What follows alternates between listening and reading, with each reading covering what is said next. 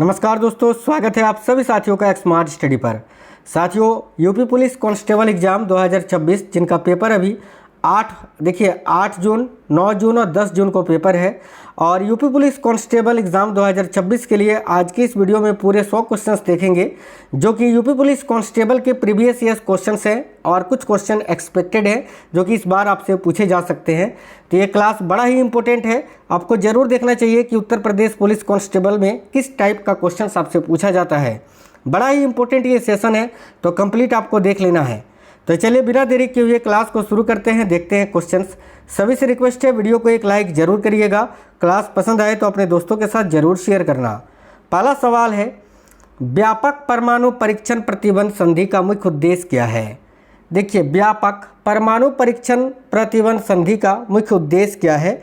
तो देखिए, option number D correct होगा। नागरिक और सैन्य दोनों उद्देश्यों के लिए सभी परमाणु विस्फोटों पर प्रतिबंध। Option number D correct answer है। उत्तर प्रदेश पुलिस कांस्टेबल 2024 में जो पेपर हुआ था उसमें पूछा गया सवाल है। अर्जुन पुरस्कार किस क्षेत्र में उपलब्धियों के लिए प्रदान किया जाता है? तो देखिए, करेक्ट आंसर होगा खेल में। और अर्जुन पुरस्कार की शुरुआत कब से हुई थी? बहुत ज़्यादा पूछा जाता है, तो याद रखना 1961 से। इंडिया विंस फ्रीडम किसकी आत्मकथा है? तो इंडिया विंस फ्रीडम जो है ये अबुल कलाम आज़ाद की आत्मकथा है। बड़ा इंपॉर्टेंट सवाल है, याद रखिए, अबुल कलाम आज़ाद। 2016 के विमुद्रीकरण यानी नोटबंदी के बाद आरबीआई को कितने प्रतिशत 500 और 1000 रुपये के नोट प्राप्त हुए थे? तो देखिए, करेक्ट आंसर है 98.96%। नेक्स्ट क्वेश्चन है, 1993 में मानव अधिकारों पर विश्व सम्मेलन ने किसको अपनाया था? तो 1993 में मानव अधिकारों पर जो विश्व सम्मेलन है उसमें क्या अपनाया गया था? तो याद रखना, वियना घोषणा। Option number C correct answer होगा।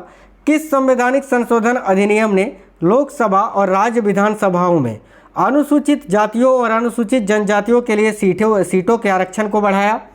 तो देखिए, करेक्ट होगा 79वां संशोधन के द्वारा। साथियों, कल मैं आपको यूपी पुलिस कांस्टेबल के लिए यूपी करेंट अफेयर्स कराऊंगा, ठीक है, संपूर्ण यूपी करेंट अफेयर्स, तो उसको आप जरूर देखना। आगे देखिए, लोकटक झील भारत के किस राज्य में स्थित है? ये सारे क्वेश्चन 2024 में पूछे गए सवाल हैं, ठीक है। लोकटक झील जो है ये कहाँ पर स्थित है? तो भाई मणिपुर में स्थित है। प्रस्तावना या उद्देशिका में राष्ट्र की एकता और अखंडता शब्दों का उद्देश्य किस मौलिक सिद्धांत को बढ़ावा देना है? देखिए, करेक्ट होगा बंधुता को बढ़ावा देना। नेक्स्ट क्वेश्चन है, डैश एक सॉफ्टवेयर प्रोग्राम है जो इंटरनेट के माध्यम से आने वाली सभी डेटा को फिल्टर करता है। बताइए, इनमें से कौन सा एक सॉफ्टवेयर प्रोग्राम है जो इंटरनेट के माध्यम से आने वाले सभी डेटा को फिल्टर करता है? तो करेक्ट होगा फायरवॉल। फायरवॉल करेक्ट होगा साथियों, ऑप्शन नंबर डी। दर्शकों के साथ संवाद करने के लिए सोशल मीडिया प्लेटफॉर्मों के रणनीतिक उपयोग के लिए क्या शब्द है? तो देखिए, दर्शकों के साथ संवाद करने के लिए सोशल मीडिया प्लेटफॉर्मों के रणनीतिक उपयोग के लिए क्या शब्द है भाई? तो ऑप्शन नंबर ए सामाजिक मीडिया विपणन या बाजारीकरण। ऑप्शन नंबर ए करेक्ट होगा। भूटान की राजधानी क्या है? तो देखिए, भूटान की जो राजधानी है वह है थिम्फू। थिम्फू करेक्ट आंसर होगा। भारत में सबसे लंबा नदी पुल कौन सा है? तो भारत में सबसे लंबा जो नदी पुल है वह है भूपेन हजारिका सेतु। नेक्स्ट क्वेश्चन है, सरकार ने किसान क्रेडिट कार्ड योजना कब पेश की थी? तो किसान क्रेडिट कार्ड योजना जो है यह अगस्त 1998 में पेश की गई थी। ऑप्शन नंबर बी करेक्ट होगा। जून 2025 तक लोकसभा में विपक्ष के नेता कौन है? देखिए, करेक्ट होगा राहुल गांधी। तुगलकनामा पुस्तक के लेखक कौन है? तो भाई तुगलकनामा पुस्तक की रचना की थी अमीर खुसरो ने। ऑप्शन नंबर ए करेक्ट होगा अमीर खुसरो। अगला सवाल है, अंतर्राष्ट्रीय अक्षय ऊर्जा एजेंसी, ठीक है, यानी इरेना क्या करती है? बताइए, अंतर्राष्ट्रीय अक्षय ऊर्जा एजेंसी जो है ये क्या करती है? तो देखिए, ऑप्शन नंबर ए अक्षय यानी नवीकरणीय ऊर्जा के उपयोग को बढ़ावा देती है। तो भाई option number A correct answer हो जाएगा। वैश्विक आतंकवाद विरोधी प्रयासों के समन्वय के लिए निम्नलिखित संगठन जिम्मेदार माना जाता है? आपको बताना है कि वैश्विक आतंकवाद विरोधी प्रयासों के समन्वय के लिए निम्नलिखित में से कौन सा संगठन जिम्मेदार माना जाता है? तो UNCCT। Option number D correct होगा। दूध, ब्रेड आदि आवश्यक वस्तुओं पर कितनी दर का GST लागू होता है? तो अभी नया जो आंकड़ा है उसके अनुसार 0%। चंद्रमा पर नासा के मानवयुक्त मिशन का क्या नाम दिया गया है जो 2024-25 तक होने की संभावना थी? तो देखिए करेक्ट होगा आर्टेमिस, जिसको अभी 2026 में लॉन्च किया गया साथियों। अंतर्राष्ट्रीय थर्मोन्यूक्लियर प्रायोगिक रिएक्टर ITER परियोजना का उद्देश्य निम्नलिखित की देखिए व्यवहार्यता प्रदर्शित करना है। तो ऑप्शन नंबर बी, बड़े पैमाने और कार्बन मुक्त स्रोत के रूप में संलयन ऊर्जा की। नेक्स्ट है 14 सितंबर को किस रूप में मनाया जाता है? तो 14 सितंबर को राष्ट्रीय हिंदी दिवस के रूप में मनाया जाता है। भारतमाला परियोजना किससे संबंधित है? तो साथियों देखिए भारतमाला परियोजना जो है ये सड़क मार्ग से संबंधित है। क्लास आपको सुपरफास्ट करवा रहे हैं। निम्नलिखित में से कौन सा त्यौहार भारत में प्रकाश के त्यौहार के रूप में माना जाता है? तो देखिए निम्नलिखित में से कौन सा त्यौहार भारत में प्रकाश के त्यौहार के रूप में माना जाता है? याद रखना दिवाली। भारतीय जीएसटी में निम्नलिखित में से किस प्रकार का कर अनुमत किया जाता है? तो भारतीय जीएसटी में निम्नलिखित में से किस प्रकार का कर अनुमत किया जाता है? करेक्ट आएगा सेवा कर। निम्नलिखित में से किसने पहली बार बुनियादी शिक्षा का विचार प्रतिपादित किया था? देखिए किसने पहली बार बुनियादी शिक्षा का विचार प्रतिपादित किया था? करेक्ट होगा महात्मा गांधी जी ने। भारत में 2020-21 में कौन सा राज्य मसाला उत्पादन का प्रमुख उत्पादक था? देखिए करेक्ट होगा मध्य प्रदेश। नेक्स्ट है प्रथम Starling disturbing the peace award शांति भंग का आजीवन पुरस्कार का प्राप्तकर्ता कौन है? ऑप्शन नंबर ए करेक्ट होगा सलमान रुश्दी। नेक्स्ट क्वेश्चन है सबसे कम लिंग अनुपात वाला भारतीय राज्य इनमें से कौन सा है? तो साथियों देखिए करेक्ट होगा हरियाणा आपका। जनसंख्या यानी डी का घनत्व क्या है? तो भाई जनसंख्या का घनत्व क्या होता है? देखिए जनसंख्या घनत्व बराबर होता है साथियों संख्या बटा क्षेत्रफल, जिससे जनसंख्या घनत्व निकलता है। डी बराबर n/s, n for number, s for देखिए हाँ संख्या बटा क्षेत्रफल होता है, याद रखना है आपको। आगे देखिए अगला सवाल है बायोमेट्रिक प्रौद्योगिकी का एकीकरण भारत के आंतरिक सुरक्षा ढांचे को कैसे बढ़ाता है? तो करेक्ट होगा ऑप्शन नंबर डी, पहचान और सत्यापन प्रक्रियाओं में सुधार करके। Option number D. 1928 में बारडोली सत्याग्रह का नेतृत्व किसने किया था? ऑप्शन नंबर बी राइट है, सरदार वल्लभ भाई पटेल ने। 2021 में इंस्टाग्राम को इंटरनेट पर दुनिया भर में सबसे अधिक इस्तेमाल किए जाने वाले सोशल मीडिया प्लेटफॉर्मों में कितनावा स्थान दिया गया था? करेक्ट होगा चौथा स्थान। चीन ने तिब्बत पर कब आक्रमण किया था?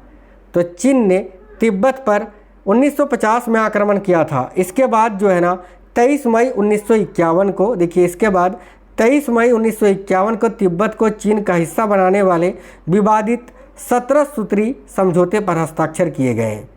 निम्नलिखित में से किस जीव को जल प्रदूषण का जैव संकेतक माना जाता है? करेक्ट होगा मेढक को। अगला सवाल है निम्नलिखित में से संयुक्त राष्ट्र अमेरिका के किस राज्य की सीमा संयुक्त राज्य के किसी अन्य राज्य की सीमा के साथ साझा नहीं करती है? तो देखिए करेक्ट होगा अलास्का। अगला सवाल है प्योंगयांग किस देश की राजधानी है? तो साथियों प्योंगयांग जो है ये उत्तर कोरिया की राजधानी है। अगला है निम्नलिखित में से कौन सा सोशल मीडिया नेटवर्क एक सार्वजनिक रूप से सूचीबद्ध कंपनी नहीं है? ट्विटर है, फेसबुक है, इसके अलावा साथियों वीवो भी है, लेकिन कोरा नहीं है। तो कोरा इस क्वेश्चन का करेक्ट आंसर होगा। एक पौराणिक कथा के अनुसार किस देवता ने ठीक है दशा अश्वमेध घाट पर किया जाने वाला दशा अश्वमेध यज्ञ के दौरान 10 घोड़ों की बलि दी थी? करेक्ट होगा भगवान ब्रह्मा जी ने। अगला सवाल है बरसाना की होली किसके साथ खेली जाती है? तो बरसाना की जो होली है ये साथियों लाठी के साथ खेली जाती है, जिसको लठमार होली भी कहा जाता है। उत्तर प्रदेश पुलिस का प्रतीक चिन्ह कौन सा जीव है? तो याद रखना मछली। नेक्स्ट है मौर्य साम्राज्य मगध में स्थापित किया गया था, जो वर्तमान में क्या कहलाता है? तो याद रखना बिहार। भारत में राष्ट्रीय मानवाधिकार आयोग की स्थापना कब की गई थी? करेक्ट होगा साथियों 1993 में। नेक्स्ट क्वेश्चन है मध्य प्रदेश में झूम कृषि पद्धति को किस रूप में भी जाना जाता है? तो मध्य प्रदेश में झूम कृषि पद्धति को जो है ना वो किस रूप में? तो याद रखना दहिया के नाम से जाना जाता है। इसके अलावा साथियों देखिए झूम नाम से कहाँ कहाँ जाना जाता है इसको, तो असम में, मेघालय में, मिजोरम में, नागालैंड में, मणिपुर में, छत्तीसगढ़ में, अंडमान और निकोबार द्वीप समूह में। 6ठी शताब्दी ईसा पूर्व के दौरान उत्तर प्रदेश के निम्नलिखित में से किस क्षेत्र को चेदी के नाम से जाना जाता था? करेक्ट आंसर होगा बुंदेलखंड को। नेक्स्ट क्वेश्चन है, इनमें से देखिए कौन फैजाबाद के एक प्रमुख संगीतकार थे जिन्होंने शास्त्रीय संगीत में टप्पा शैली विकसित की थी? तो ऑप्शन नंबर डी मियाँ गुलाब नबी सौरी जी ने। अगला है, उत्तर प्रदेश दैनिक समाचार पत्र हिंदुस्तान 1887 के संपादक कौन थे? तो भाई मदन मोहन मालवीय। अगला सवाल है, चंद्रगुप्त के पुत्र का क्या नाम था जिन्होंने 298 से 272 ईसा पूर्व के बीच शासन किया और पूरे भारत में अपने साम्राज्य का विस्तार किया? करेक्ट होगा बिंदुसार। फिरोजाबाद 200 से अधिक वर्षों से डैश का उत्पादन कर रहा है? तो फिरोजाबाद 200 से अधिक वर्षों से जो है ना कांच की चूड़ियों का उत्पादन कर रहा है भाई। नीति आयोग की स्थापना कब हुई थी साथियों? तो करेक्ट आएगा 2015 में। 1 जनवरी 2015 को नीति आयोग बना था। उत्तर प्रदेश के राष्ट्रीय शर्करा संस्थान कहाँ स्थित है? तो उत्तर प्रदेश में राष्ट्रीय शर्करा संस्थान जो है ये आपका कानपुर में स्थित है, कानपुर। आगे देखिए, अंतर्राष्ट्रीय दूरसंचार संघ क्या कहलाता है? तो अंतर्राष्ट्रीय दूरसंचार संघ जो है ये क्या कहलाता है भाई? तो ऑप्शन नंबर सी अंतर्राष्ट्रीय दूरसंचार को विनियमित करता है। ये अंतर्राष्ट्रीय दूरसंचार संघ क्या करता है? तो अंतर्राष्ट्रीय दूरसंचार को विनियमित करता है। सोशल मीडिया पर हैशटैग का इस्तेमाल किस लिए किया जाता है? पिछली बार सोशल मीडिया से बहुत ज़्यादा क्वेश्चन पूछा गया था, इस बार भी देखने को मिलेंगे। सोशल मीडिया पर हैशटैग, जो इस प्रकार से हैशटैग लगाते हैं, इसका इस्तेमाल किस लिए किया जाता है? तो जुड़ाव और पहुंच यानी रीच बढ़ाने के लिए। ऑप्शन नंबर डी करेक्ट है। चतुर्पक्षीय देखिए सुरक्षा संवाद क्या करता है?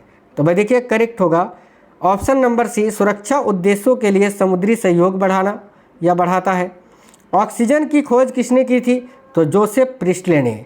अगला सवाल है, सीपीसीबी का मतलब क्या होता है? सीपीसीबी का मतलब क्या होता है यानी इसका फुल फॉर्म बताना है। तो देखिए सेंट्रल पोल्यूशन कंट्रोल बोर्ड। अगला सवाल है, राजस्थान राज्य के मुख्यमंत्री जून 2025 तक कौन है? तो भाई भजन लाल शर्मा।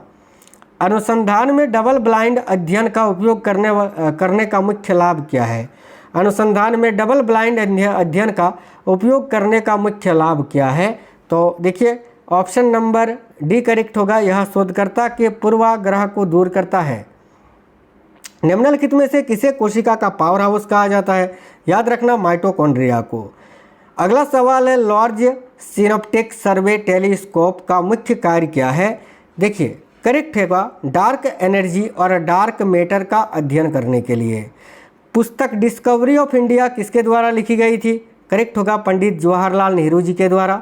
2016 की नोटबंदी में पुराने नोट प्रस्तुत करने की अंतिम तिथि क्या थी? तो भाई 30 दिसंबर। Option number A. क्षेत्रफल की दृष्टि से कौन सा देश सबसे बड़ा है? तो याद रखना रूस। अगला है, मानव अधिकारों की सार्वभौमिक घोषणा अपनी 75वीं वर्षगांठ कब मनाएगी? तो मानव अधिकारों की सार्वभौमिक घोषणा ने अपनी 75वीं वर्षगांठ कब मनाई थी? देखिए राइट होगा 10 दिसंबर 2023 को। निम्नलिखित में से कौन सा सोशल मीडिया प्लेटफॉर्म नहीं है? तो फेसबुक है, ट्विटर भी है, इंस्टाग्राम भी है, नौकरी नहीं है। तो option number A correct answer होगा। साथियों 65 क्वेश्चन आपने पढ़ लिया और 35 क्वेश्चन आपको पढ़ने हैं, तब पूरे 100 क्वेश्चन हो जाएंगे। देखिए सार्वजनिक सत्य धर्म पुस्तक का लेखक निम्नलिखित में से कौन है? तो सार्वजनिक सत्य धर्म पुस्तक के लेखक है ज्योतिबा फुले। नेक्स्ट क्वेश्चन है, मैग्नीशियम हाइड्रोक्साइड प्रति अम्ल और रेचक का एक सामान्य घटक है जिसे लोकप्रिय रूप से किस नाम से जाना जाता है? तो भाई करेक्ट होगा मिल्क ऑफ मैग्नीशिया के नाम से। अगला है, किस राज्य के मठों में सत्रिया नृत्य शैली विकसित की गई थी? तो करेक्ट होगा असम में। वैसे भी सत्रिया नृत्य असम राज्य का शास्त्रीय नृत्य है। अक्टूबर 2025 तक की स्थिति के अनुसार दिल्ली की मुख्यमंत्री कौन है? ऑप्शन नंबर डी करेक्ट होगा रेखा गुप्ता। भारतीय संविधान के किस अनुच्छेद में यह प्रावधान दिया गया है कि राज्य अनुसूचित जातियों और अनुसूचित जनजातियों के शैक्षिक और आर्थिक हितों को बढ़ावा देने के लिए काम करेगा? तो भाई यह प्रावधान अनुच्छेद 46 में किया गया है। आजीविका राष्ट्रीय ग्रामीण आजीविका मिशन भारत सरकार के ग्रामीण विकास मंत्रालय द्वारा किस वर्ष शुरू किया गया था? तो राइट होगा 2011 में। अगला है, निम्न में से कौन सा एक प्राचीन महासागर था जो हिंद महासागर के विकास से लगभग 250 से 50 मिलियन वर्ष पहले अस्तित्व में आया था? देखिए करेक्ट होगा टेथिस सागर। नेक्स्ट क्वेश्चन है, 2011 की जनगणना के अनुसार निम्नलिखित में से किस दक्षिणी राज्य की साक्षरता दर सबसे कम है? तो देखिए इस क्वेश्चन के लिए आपका करेक्ट आंसर हो जाएगा आंध्र प्रदेश की। भारतीय नृत्यांगना सोनल मानसिंह को भारत के दूसरे सर्वोच्च नागरिक पुरस्कार पद्म विभूषण से किस वर्ष सम्मानित किया गया था? तो भाई राइट होगा 2003 में। अगला सवाल है, एशियाई खेल 2023 के उद्घाटन समारोह में ध्वजवाहक कौन थे? तो भाई हरमनप्रीत सिंह और लवलीना बोरगोहेन। लवण की एकल इकाई के एक सूत्र में मौजूद जल के अणुओं की नियत संख्या को किस रूप में जाना जाता है? करेक्ट होगा क्रिस्टलन जल के रूप में। अगला है, 74वें संविधान संशोधन अधिनियम के अनुसार निम्नलिखित में से कौन सी संस्था नगर पालिकाओं के नियमित और निष्पक्ष चुनावों के लिए उत्तरदायी है? तो देखिए राइट होगा राज्य निर्वाचन आयोग। क्वीन फिल्म के लंदन ठुमकदा गीत की महिला गायिका कौन है? भाई करेक्ट होगा नेहा कक्कड़। 5वीं पंचवर्षीय योजना की एक अनोखी विशेषता क्या थी? तो इसमें देखिए गरीबी हटाओ पर जोर दिया गया था। अगला है, भक्ति प्रदीप कुलकर्णी एक प्रसिद्ध खिलाड़ी हैं किस खेल के? तो राइट होगा शतरंज के। शतरंज करेक्ट आंसर हो जाएगा। निम्नलिखित में से किस नदी का उल्लेख ऋग्वेद में नहीं है?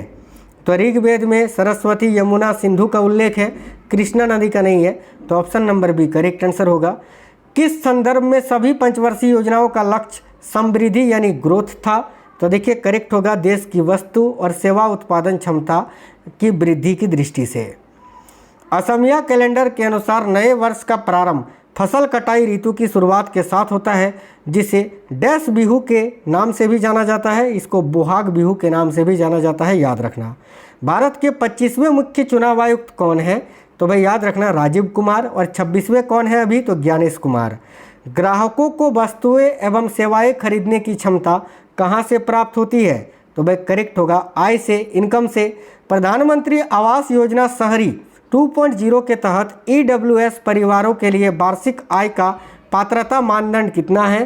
तो देखिए राइट होगा 3 लाख तक। नेक्स्ट है, प्रथम पंचवर्षीय योजना किस मॉडल पर आधारित थी? करेक्ट होगा हेरोड डोमर मॉडल पर।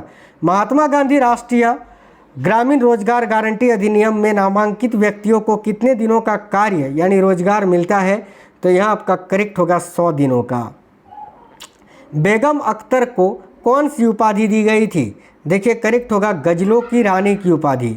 नेक्स्ट है, 1930 के दशक के दौरान लॉर्ड जेटलैंड ने भारत के संवैधानिक सुधारों से संबंधित निम्नलिखित में से किस घटना में महत्वपूर्ण भूमिका निभाई? तो भाई करेक्ट होगा गोलमेज सम्मेलन में। अगला सवाल है, भारतीय बैडमिंटन खिलाड़ी अनमोल खरब किस राज्य से संबंधित है? तो राइट होगा हरियाणा से। अगला सवाल है, सर्दियों में भारत के उत्तरी मैदानों में तापमान जल के हिमांक से अधिक नहीं गिरता, क्यों? देखिए ऑप्शन नंबर बी करेक्ट होगा, क्योंकि हिमालय स्थित साइबेरियाई पवनों को भारत में प्रवेश करने से रोकता है। भारतीय संविधान का कौन सा अनुच्छेद राज्य को सभी नागरिकों के लिए एक समान नागरिक संहिता सुनिश्चित करने का निर्देश देता है? तो भाई राइट होगा साथियों अनुच्छेद 44 आर्टिकल 44। निम्नलिखित में से कौन सा ई कॉमर्स का लाभ नहीं है?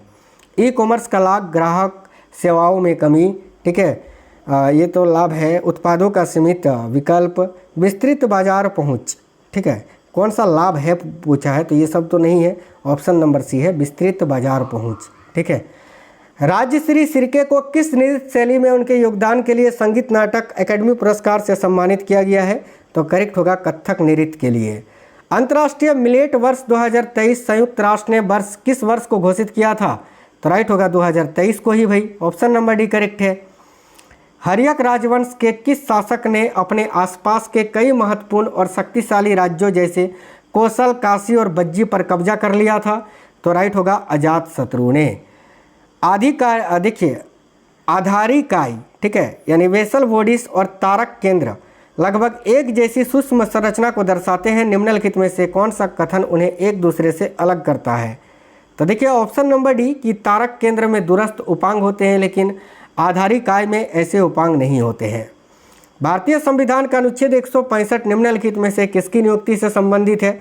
तो देखिए करेक्ट होगा राज्य के महाधिवक्ता के, ऑप्शन नंबर डी। एक और क्वेश्चन है कि भारत के तमिलनाडु राज्य में सूर्य देव को समर्पित फसल उत्सव के रूप में कौन सा त्यौहार मनाया जाता है, तो करेक्ट होगा पोंगल। ठीक है, चलिए तो साथियों बड़े ही इंपॉर्टेंट ये सवाल थे जो कि मैंने आपको अभी कराए। तो वीडियो कैसा लगा है कमेंट बॉक्स में ज़रूर बताना, और अगर आपको क्लास पसंद आई है तो वीडियो को लाइक और दोस्तों के साथ शेयर जरूर करना। मिलते हैं नेक्स्ट वीडियो में। जय हिंद, वंदे मातरम।